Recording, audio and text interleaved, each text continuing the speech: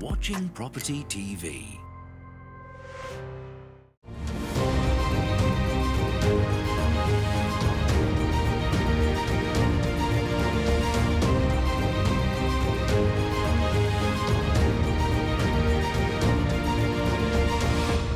Hello and welcome to Property Question Time. I'm Stephen GALPIN and this is the programme where you can have your property related questions answered by our team of experts. And joining me today, Hayley Andrews, founder and CEO of Your Freedom Empire. Hi Hayley. Hello. Good to have you back. It's good to be back. Great. And on your right is John Howard, founder, developer, investor, author and mentor.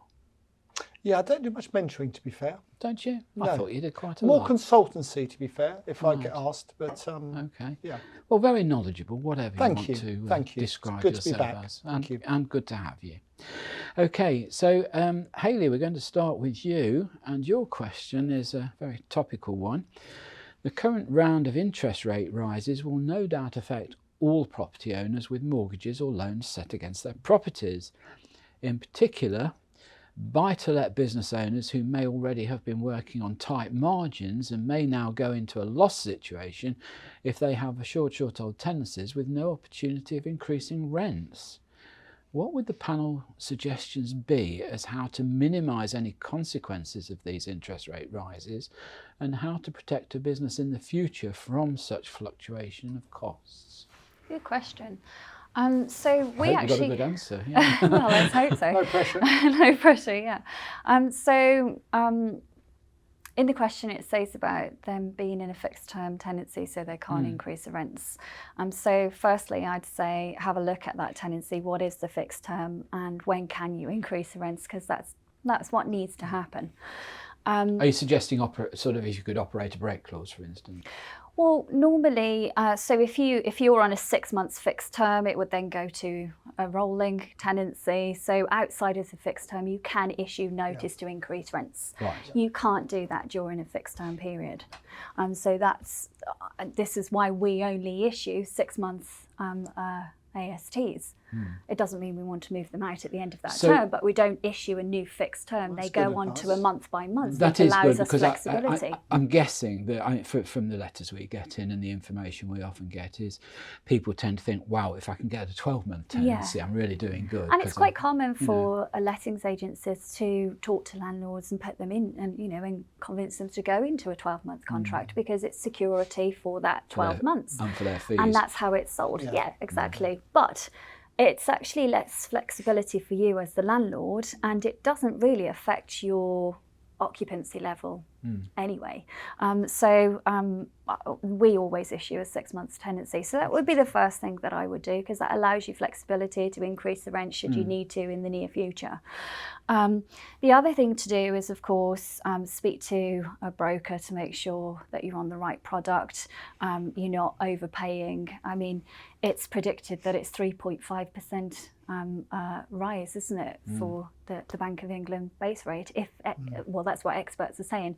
If it goes to that will have a profound impact, negative impact on landlords and then hence tenants. Whatever happens, and I think this is the unbalance here, what people don't see is they change something for a landlord, but that then changes the model for the tenant, and it has to. We're a business at the end of the day, so what happens to one, it has to be passed over to the other. It's the same as any business, isn't it? If it costs you something more to provide a service or to produce a product, then you charge more for that product or service.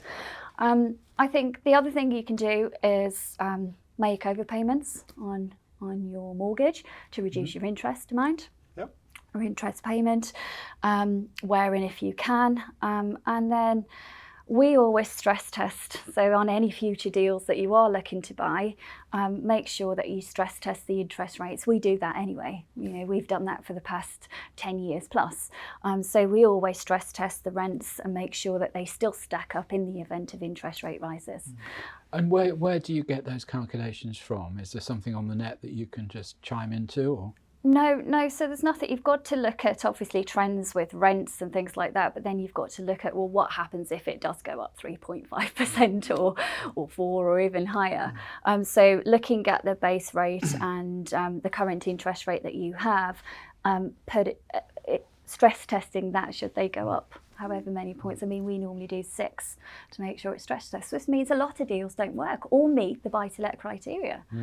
You know, and it's a very strict criteria. So what we will have, if it does go up 3.5%, which is, you know, what they're predicting, you will have many properties that actually won't qualify for buy-to-let lending, because if the rent isn't increased in line with that interest rate rise, it won't meet the bank stress test, their RTI calculation. But Hayley, look, you're a very experienced business lady. You're very experienced in this market.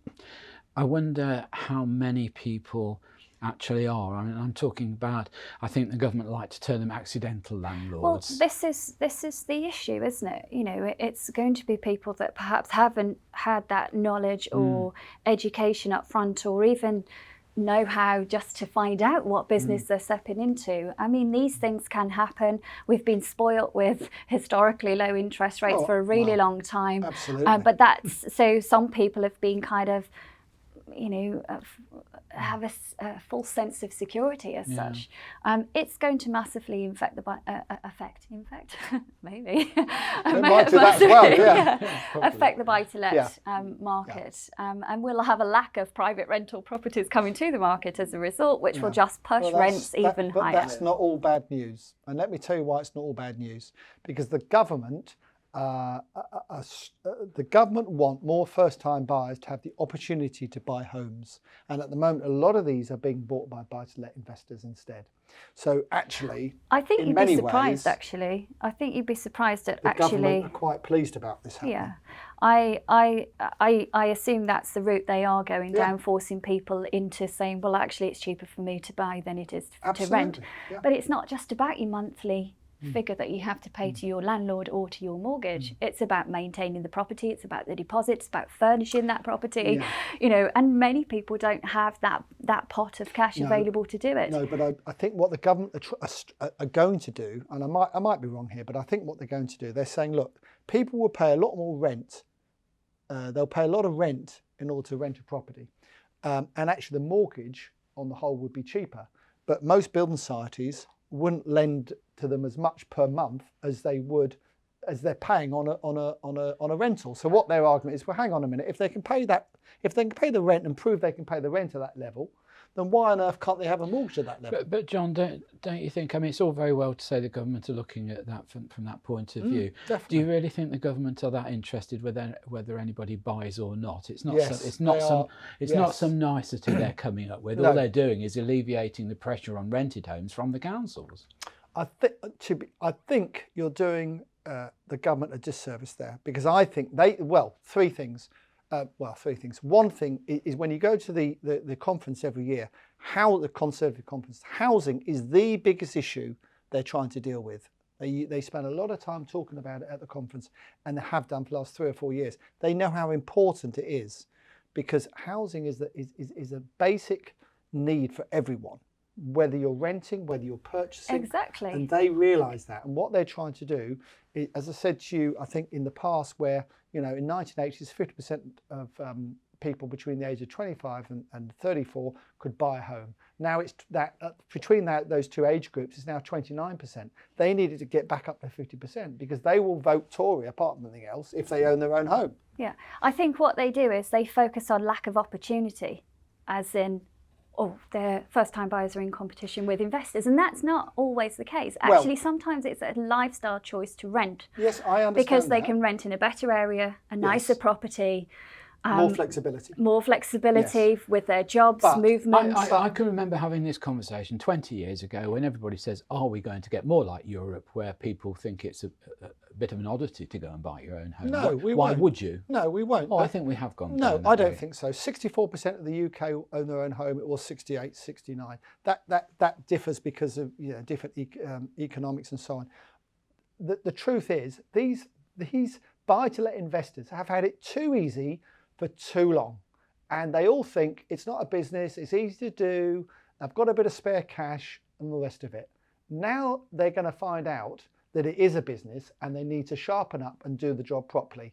That's what's going to happen. Okay, that's a fair comment, but if there's any other business that is out there, so if you're running a grocery store, if it costs you more money to produce that product, then you have to put the price up. If you can, if the market allows you to. But then you just close business. Well, How that's is that? fine. How is that a positive impact? the If you government- you've already got many people in Wales, something like 35% of private rental sector leaving the marketplace. Well, the government, because it but the doesn't government- work. But the government think that's good because the government want prices to come down so first-time buyers can buy. But So tell the that to the local authorities where their lists are 3.6 million. But they're people who can't buy anyway. But they want them to be able to buy still with the right to buy. Now, on that note, we're going to have to move on. So, John, We'll you continue this next We will week. go for coffee. you can do it outside. We'll Put film my that. boxing We'll film- gloves on. Let's film that as well. Yeah. Right, okay. John, staying with the government theme, although the government has introduced new planning regulations, which in part were designed to ease the supply shortages widely reported in the housing market, not much seems to have eased. I'm referring to measures like permitted development rights and the like. Do the panel think that the government has done enough to address the shortages? And if not, what would the panel suggest they do in addition to the current measures? There you go. You can have a go at that one. Okay, so permissive development, PD came in a big way in 2013, 12-13 with offers to residential. The government threatened the local authorities, if you don't allow commercial to become residential, we're going to force it on you. And that's exactly what they did. They forced it on every council, rightly so, because the councils for years and years and years have turned you down, Hayley, I'm sure, and myself and other developers down, saying, oh, because they don't want to use the commercial, they don't want to lose the commercial rates. That's the truth of it. So they were forced down this route. Now, when you're forced down a route, it's an uncomfortable situation. And more recently, the rules have changed. They've widened the rules, so shops can be residential and so on now, but they've also tightened them up in other areas. Now, have they done enough? No. Is there a housing shortage? Huge housing shortage in the south of the country. In the north, there is a housing shortage in certain areas, but other areas there isn't a housing shortage. There's an oversupply. There's an oversupply in certain cases. But that's the point. It needs to be in the right areas, doesn't it? Spot on. So what I would do, I would make it much easier to build on brownfield sites, because there's a lot of brownfield sites that aren't built on because of contamination, archaeological digs and all sorts. So I would speak to the government, which I have done actually, about, we had a site in Ipswich which had archaeological dig, all sorts of problems with it, which we knew when we bought it, we could afford to buy it and do it. That's now having 68 flats built on it. And I took the housing minister at the time, Robert Jennett, round, explained to him the reason why these brownfield sites aren't being developed is because the risk of contamination and all the rest of it. He said he would look into it, of course. Then he lost his job. As usual, they all lose their job one way or the other. But somehow they need to incentivise councils to clean up these brownfield sites and then put them on the market for the residential developer, because a lot of residential developers won't take risks like we do. They want them clean and ready to go. That would help. The other thing, if you put tax incentives up north to get people to move up north, then new houses will be built up north. Okay, thank you for that. Well, after that feisty debate, I don't get to give my opinion. no, not now. we unfortunately either have to or need to go for a break after that. So join me again after the break when John and Hayley will be in conversation again. You are watching Property TV. You are watching Property TV. Hello, welcome back to part 2 of Property Question Time, where we're having some lively debate between John and Hayley, On through the interval. which is carried on and probably carry on after the show too. Hayley, your second question. I have a number of HMO properties and I'm now concerned about the huge increase in costs relating to heating and hot water. The heating and hot water costs are sourced from a communal system, albeit that electricity is supplied metered to each room.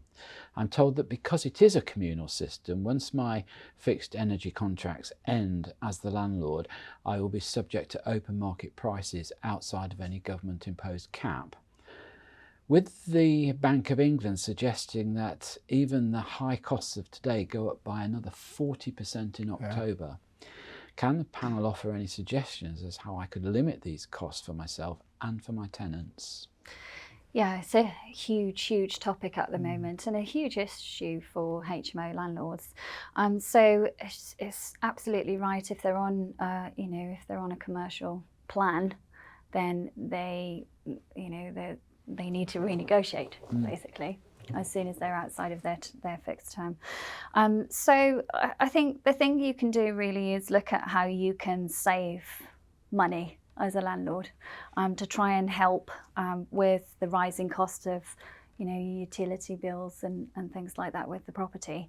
So obviously you can make sure that the property is as energy efficient as it possibly can be, to reduce your overheads. She's saying that there's electric meters already on the property. Can they go all electric? Would that be better for them to do that, and then reduce the rent as a result if they're outside of fixed terms, and change the model?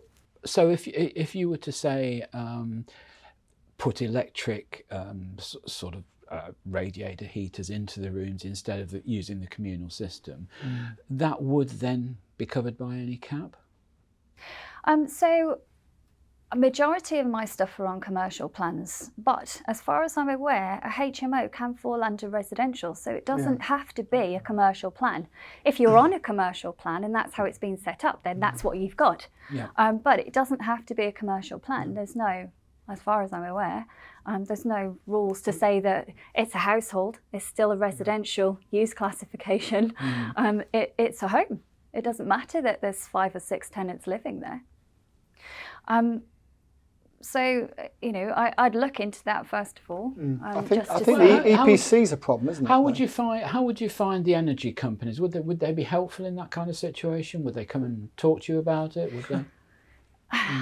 The bane of your life will be talking to energy companies, and that's if you can get hold of them. So I don't do any of those conversations and haven't for a very long time. So you can get an energy broker to. A utility broker that's a good idea, Hayley. To have a look at what the best plan would be for you, and they would be fully aware of what plans you'd be able to get access to. The main thing you can do to control, we can't control it. If we can't control it, then focus on what we can control, and I think that's the biggest. That's a good point. Biggest but point. I think part of the problem is you'll have a number of tenants in there that, because they're on fixed rents, including heating, they've really not got much interest in it. This is not new. This has been an issue forevermore with HMO landlords. One of the things we are trialling at the moment, and it's a trial at this moment in time, so I can't say whether it will be successful or not, but it is a house credit plan, where if the tenants, so we agree a fair usage policy, which is seasonal, so of course in the summer months they would use less, etc., etc., and that's agreed as the household, as just a general agreement. And if they don't spend that money, whatever they don't spend, they get credited to their house account, and it goes back to them, effectively reducing their rents. I like that. So. Yeah, I actually came up with that idea. That's really good. So we're doing that at this moment in time to try and incentivise good behaviour, because you do have tenants that think, I'm on a fixed rate, doesn't matter. I'll go out and leave the lights on in my bedroom all day. And that's where the business model fails, isn't it? Let's be honest. If you're not in control of the whole investment, then you can control it better now than you could 10 years ago. You've got owl systems, which you can monitor remotely, and you can watch the behaviour of the tenants. Switch it off remotely as well. Well, you set a plan, so you set the property up on set times, set temperatures, and of course the property is kept to that temperature, and then it goes on and off based on the tenant's behaviour. If they work in shifts or anything like that, or 9 till 5, of course. So it's efficient in that way, but also the tenants still you're not restricting them controlling the heating themselves. They have a boost button that they can press, so if they are cold, they can press it. Just costs them more money. But it comes on for one hour and then goes off, so it's not accidentally left on by one tenant that leaves, and then the next tenant comes in, opens the windows because it's too hot. So it's about controlling and promoting good behaviour. But Hayley, it's not a good business model if you can't honestly. They all need to be. I hope they all it is, need to be. I own a large I know you HMO do. portfolio. They all ought to be independent in the first place. In the old days, and I'm going back the old days. electric meters, for instance. You know, it was 5 pence, it was 5, then it was 10p, then it was 50p. But they all had electric meters on their own. So they had no heat apart from electric. The problem with electric is EPCs are lower. If you've got electric heating, then you have gas heating. But one point to go on very quickly from that is I'm buying 2 properties at the moment. One is a block of 11 flats in a big house, shared heating. Nightmare. We're going to have to get rid of all the shared heating, and if they're watching, I'm sorry, but that's tough, and go on to independent heating for each flat. And the other one is a grade 2 listed country house that's in offices, and that's all shared as well, and I'm paying the rent on all that. So that's going to have to change. Sorry about that, tenants, but that's what will happen. So I make them totally independent from day one if I buy it. I'm not messing around. And I think that's what you'll see, either rent increase, you know, or you know, incentive plans, which we're hoping is a good idea. We're hoping that will promote good behaviour. It's good for the tenants because then instead of the rent rising, they're getting money back in their pockets. But Hayley, why? And I understand we're that. But saving why on the didn't you make them bills. independent from day one? You asked me that question. Well, no, I mean, but because in the old days, that's how it used to be with meters. Because that's not the trend, and that wasn't the model. That wasn't what tenants were looking for. They would favour an all-inclusive rent. I mean, energy hasn't been an issue for years, has it? We've all had it too good for too long. Yeah, it's the truth. You know, again, we stress test these things, so we make sure that we put a percentage of the rent aside for these things. You do because you're very organised and professional. But do these other tenant landlords? I don't think they do. Then this is what they need to do. Yeah, they need to learn, don't they? So if something, either that or you'll just have everybody selling their HMOs. Well, I think you will. I don't want to be totally dismal about this, but you know, John and I will probably remember the 15% interest rates that we all had to get used to. We all had to change our business models, our ideas, and our costings. We did, and I think we're heading for those times again. We've had too much cheap energy for such a long time. I mean, don't forget, it's only months ago that oil was down at, was it $25 a barrel? And then what is it now, 104, 105 today? You know, we're talking about the Bank of England saying about energy cap costs going up by 40% in October. They've already just gone up. Yeah, I mean, huge amount. You know, life's going to change, unfortunately. 56% it went up, didn't it? Or something like that. Yeah. Okay, right, moving on. John. Yes. As a result of the Ukraine conflict, the government has taken action to sanction and freeze property assets owned by faceless offshore companies, hiding the real identity of the owners. Many European countries have regulations that require any similar ownership practices to put forward a responsible representative of the owners, usually a firm of accountants or solicitors. These representatives... Debatable. Hold on. These representatives become personally responsible for the liabilities and responsibilities connected with the property. Would the experts think that this should be introduced in the UK? Well, it's a very... I think that's been sent in by someone close to the situation. Probably somebody who owns Chelsea or whatever. You do wonder, because it's a very complex question. So anyway, for the last 15 years or so, that's kept you quiet, hasn't it? It's got to think of a political, correct answer. The governments, thank you, both Labour and Tory have encouraged Russian investment and investment from overseas, and they've given them great benefits. Did I say anything about Russia? No, you didn't. Right. But I'm just saying they would be one of the parties that has benefited from, you know, paying $30,000 a year to live in the UK. All the protection that gives, the legal protection that gives as well. A lot of divorces have happened in the UK from foreign investors have come here and got divorced because it's considered the best legal system in the world. Some have lived here, some haven't, and they've come here. Really, the idea is that you allow very high net worth people to come to the UK. They spend a lot of money in the UK, and it benefits the whole of the population. That hasn't really happened, as it's benefited a lot of landowners in London and quite a few estate agents and a lot of lawyers. That's the truth. So, and we did more in the UK than any other country in Europe. So we attracted these people. So we attracted them in, and now we're saying, well, hang on a minute. We're going to get tough with you, tougher than we have been, sanctions and so on. I think it is a little bit shutting the stable door off the horses bolted, because a lot of them have got UK passports now, are considered UK citizens. But certainly what's been made clear of this dreadful situation in Ukraine is that we allowed, the rules were too lax, and we allowed this to happen. And now we're trying to play catch up with the rest of Europe, which isn't easy. No. So I think, yes, there does need to be more. And I think it's a fine line. For me, it's a fine line. And for me, you could argue that the relatives of the people who have been sanctioned also should be sanctioned, because they've benefited from this money that's come in. The families are still here sometimes, but it's the actual only person that's being sanctioned. I think we need to get much tougher. I agree. I think in some ways, John, you're right, but I think the question here is too narrow. People invest in the UK property because we have some of the safest property laws in the world. Absolutely. If you buy a property here, it's not like other countries where you could suddenly find that you bought it off somebody who doesn't even own it, or debts have stayed with the property, or whatever. We've got really good property laws. I think the problem is that those laws have not altogether kept up with modern day society, modern day wealth, the billions that certain people have now. And I think it's only a small fraction of those laws that need to be changed, but I think some of them do. No. And I think we need to get up to date.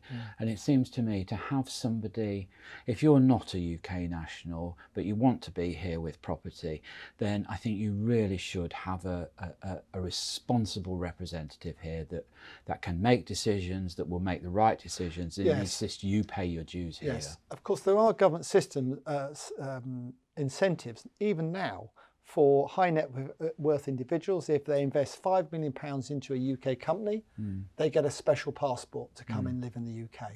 So, we're always encouraging these types of people into the UK. A lot of them are very bona fide, absolutely fine, but we're doing it all the time. And probably rightly so, because we do need these people in the country who are going to invest in businesses and so on. But I agree with you, they need to have a representative in the UK, based in the UK, not based in the Cayman Islands, based in the UK, who is responsible and legally responsible for them.